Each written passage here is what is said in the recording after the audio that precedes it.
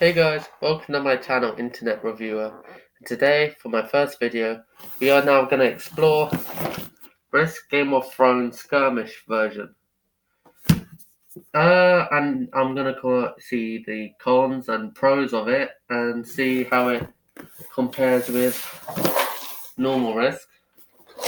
This is the version with only Westeros in it, not Essos like in the Deluxe or the USA version. It's a lot cheaper. I managed to get this for £18 on I think eBay, I believe, for normally the deluxe version costs £50.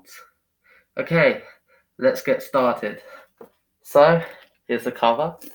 It's quite nice with the design and what on it.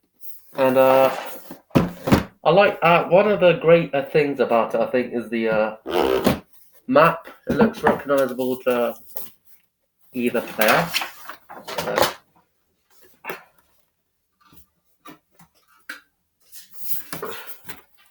So, here we see the north up in the top, the Riverlands, the I believe, Westerlands. This, by the way, this is a Flit, Dawn, the Stormlands and whatnot. There's port.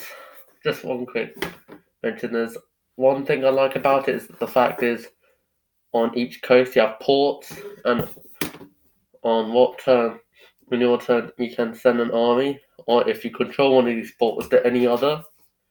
So that's something to watch about. You need to watch your back when doing this stuff. It's quite similar to Risk in that you have regions. The more territories you control, generally the more units you can have. However, when counting the units, you see sometimes you have castles, such as in Winterfell or King's Landing down here, and whatnot, which is quite good. However, one problem is it's quite hard to designate between river and the sea and the borders, such as inland. After a while you get used to it and you sort of know what's what logically. But in the beginning, especially the coastal provinces, it's quite hard to distinguish which is which. Which I have. So that's the map. Of course, you have the 5 dice. Very basic rules. Okay, so for players and factions, this is where I think is really good. So in the skirmish version, which is this one, you have 5 factions. You have House Stark, which has the wolf and whatnot. House Lannister. House Martell. House Tyrell. And of course, House Baratheon, my favorite. Long live Stannis Baratheon, like I say. There's no House Greyjoy, which is quite hard. Nor Riverlands, nor the people who control the Ire. Like I said, the models are quite good. This is what I really enjoy. For example, Lannister. You have a lion, and it's like quite well designed. And normally, how it's designed is with you have one small unit.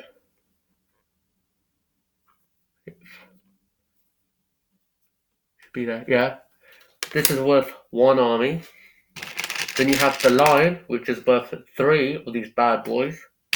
And then finally, you have the castle, which is worth 5. Okay. Well, it's quite easy to see which is which for the other factions, with their iconic, house signal being used for the 3 army one. So for the Starks is the wolf. For House Martell, it's the Southern Spear. House Tyrell is the flower. House Baratheon is the deer. Just built some stuff. Anyway, ignoring that, you normally have also the cards. as well as the end card and whatnot. However, I mean, it's normally like the normal version when you take a territory and you get a card. However, if you see here, you have this sign. You either get a castle, uh, a barista, I think. No, not a barista. Like a large siege weaponry. Apologies, and a cavalryman. And what you do is, if you get 3 of those 3, you can put them in to get 4 to 7 units. So again, you can use that to your advantage.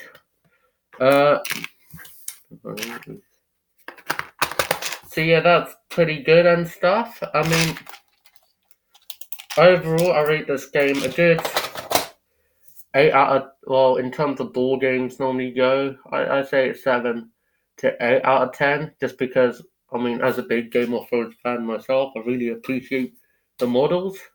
It's quite easy to play, especially the skirmish version.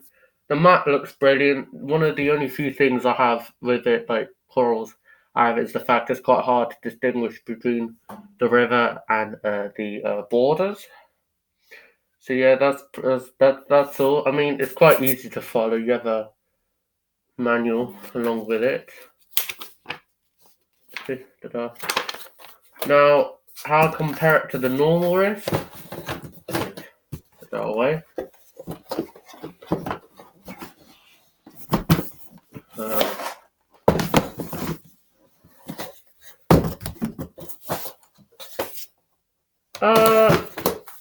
Ta-da. I prefer the Game of Thrones version. I mean, while normal Risk is quite good, I'm referring to the original vanilla one. The Wild Team's a bit, gloopy at most. Like New Zealand doesn't really exist. Russia's a bit of a mess. Mongolia takes over a bit of China. It's not the best hyper map. The units are, again good. I'll show you them. I may have lost some. Again, you have the cavalry horse, which is worth 5 of the most basic guys, and my cannon, which is worth 10. But again, I think I prefer Game of Thrones version. I still think Risk as the vanilla version itself is good. 6 to 7 at most, at like tons of uncertainties. But yeah, I believe that's about it. Anyway, see you guys for the next video. Peace.